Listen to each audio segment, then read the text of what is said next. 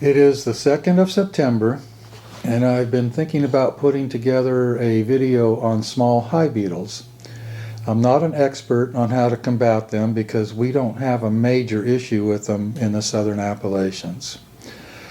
Mainly they're an issue if a colony goes queenless and gets real small and compromised. Very small queen mating nukes can sometimes have issues with small hive beetles, especially if they're in the shade rather than the sun. So not being really well versed in how to combat these things, I've talked to a few friends. And what I got the most useful information is a friend of mine in Charleston, South Carolina. His name is Tim Liptak, and he's a prominent beekeeper in that area. And if anybody's ever been to Charleston, the problem they have over there becomes evident real quick. The old downtown of Charleston is basically built on a marsh. It is perfect habitat for a small hive beetle, and those folks live in small hive beetle central, I believe. They're constantly battling them, and I asked him for some ideas and suggestions on what to say in this video, and he sent me a pretty nice little email. And rather than trying to copy it, I'm just going to read his email because it's really pretty good. Then I'm going to go in the store and talk to Molly and see if she has any ideas on what the customers have been telling her, what's working, what's not. But first we'll start off with, and also Tim sent me some pictures and some small videos that he took on his phone, and I'll add those to this video too. They're actually pretty cool. I want to start off with this email. So he starts off by saying, I have used a bunch of different methods for small hive beetle control, and the one I can always count on is the use of Swiffer Sheets. And then he goes on to share his input on some other techniques for hive beetles. The first one he talks about is oil pans. He says, messy, rank oil in a pan is a chore to clean and dispose of. It's debatable whether they trap larvae. I've actually seen larvae exit the hive through the front door. I have had some success using diatomaceous earth in pans, but it definitely needs changing out and proper disposal.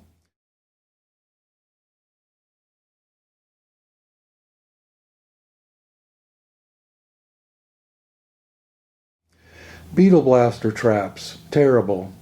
Bees propolize access on tops of traps. They need to be removed for inspections and wind up in a landfill. Beetle jail. I have had some success with beetle jails. They are reusable and do indeed trap small hive beetle. I put cider vinegar and mineral oil in them and in cases of strong infestation and hang them in the corner of my top boxes. Then back to Swiffer Sheets. Excellent. On-scented in capital letters. On-scented dry Swiffer Sheets that come in the green box. The beetles get caught in the fuzzy side of the sheets. The barbs on their legs trap them. Install them fuzzy side up. I cut the sheets in half and place them in my top box on the top bars of the frames in the corners. One in front and one on the opposite side in the back. Overhang a bit so the inner or migratory cover keeps them in place. Bees will actually pull them through the frames if you don't do this. Bees propolize sheets, so I change them out monthly. Some beetles will hang out underneath the sheet, so I squash them before removing the sheet. It is really essential to see where bees are corralling the small hive beetle in your colony. My bees tend to drive them upward and to the corners of the top box, so that is where I place the sheets. You can place them in the brood nest also. In extreme cases, I have used diatomaceous earth on the ground and nematodes, debatable if this actually works, and Permethrin drench.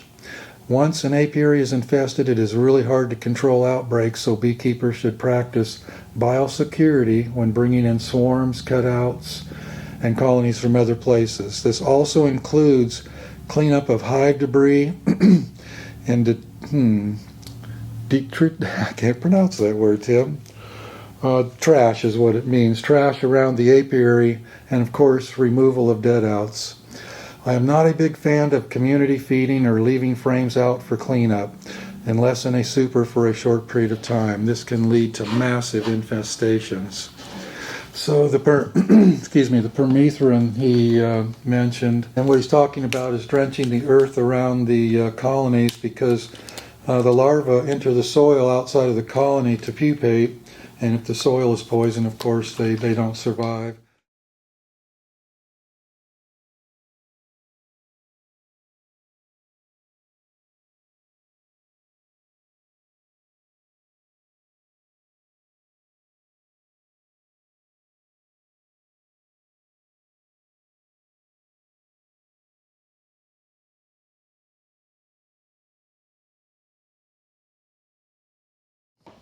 And so I guess that's all with Tim's emails. I'm going to show some of his photos, and then we'll go out and visit Molly and see what she has to say.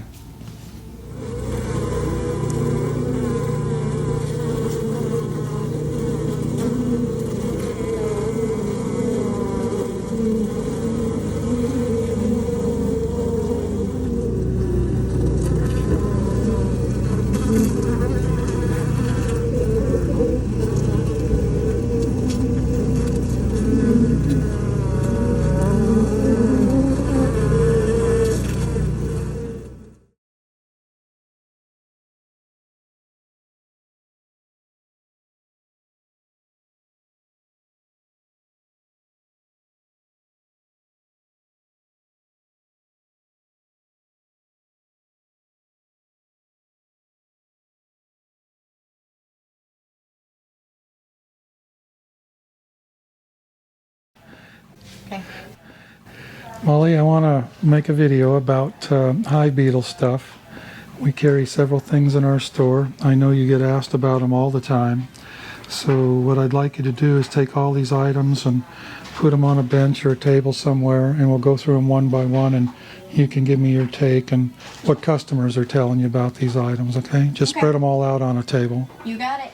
Okay, Molly deals with customers all day long. They come in here with comments and wishes and complaints about all of these items, and I just want you to tell me what you're hearing from the customers. I know Tim has a lot of strong opinions on all of these things, but let's hear what other people are saying. So a lot of my customers, they try to use these, but the bees end up removing them from the hive. A lot of people say they tack them in there or like nail it in there. But from what I've heard from Tim, he puts a box on top of it, and I think that's a really great idea in the corner. Yeah. Well, he cuts it up into pieces and then puts them in the corner of the box and sets the lid down on them to hold them, over the wooden part of the box. Yeah, that's his technique, I think, for holding those in place. And yeah, the bees will carry them right out. I've never used them, but that's what I hear. Yeah, So, it seems to make sense. Their little feet get stuck in it. Yeah. Okay, what's this item? This is called the Guardian. You do have to use it with the entrance reducer, but you just nail it on your little entrance reducer, and actually I believe it goes that way. So beetles cannot just fly in your colony. They have to walk in there, and they're so tiny they fall through those little holes, so they can't make it in your colony. So have people given you any input on that item? Yeah, they love them. They love them. I sell them a lot of them. Oh, okay. This is the same thing, the Guardian, but it's for an upper entrance in a box. Same concept, I believe. They can't just fly in there. They have to kind of crawl in there, and they can't get in there with that. Have you talked to customers that have used that? Yeah. And they say they work? Yes, Okay. they do. Okay, well, how about this item? This is a Beetle baitable gel. So how this works is it hangs on a frame. You put in this little trap in the middle, you put your pollen or whatever you're baiting them with, whether it be bee bread, pollen, or whatever, you put that down there.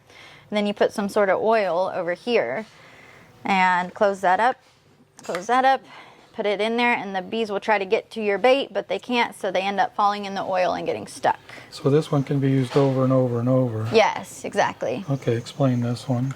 This one is the same thing, except you can't reuse it. You have to throw them away. So you put, from my understanding, you put an oil in there, and then you would put like little chunks of pollen or bee bread or whatever you want to use, and then they go in there to get it and get stuck.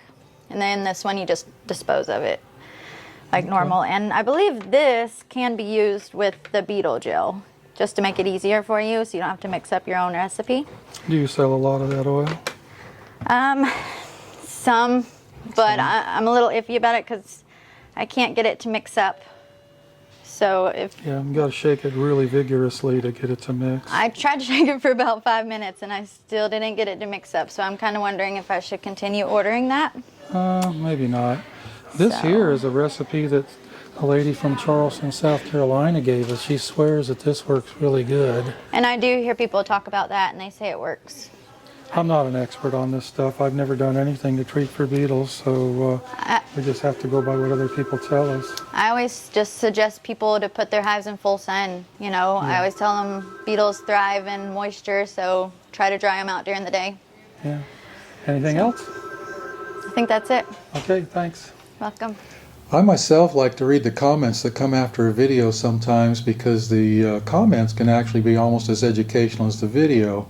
And this could be actually one of those cases. I'd like to encourage people that feel like they have a good idea or have had good success combating small hive beetles to put their 2 cents in the form of a comment on this video. Again, I'm not an expert at this, but all I can do is just share what other people have to say about it. I know some people around the country really have an issue with it, especially in the southeast. You go far enough north, it's not an issue. You go out to the west, it's not an issue because it's so dry and arid out there. But in the southeast, and especially in some soil types like Charleston, South Carolina, they can really get out of hand. So again, I'm going to encourage other people that think they have good ideas to add that into the comments on this video, and I'll look forward to reading those as I'm sure others will too.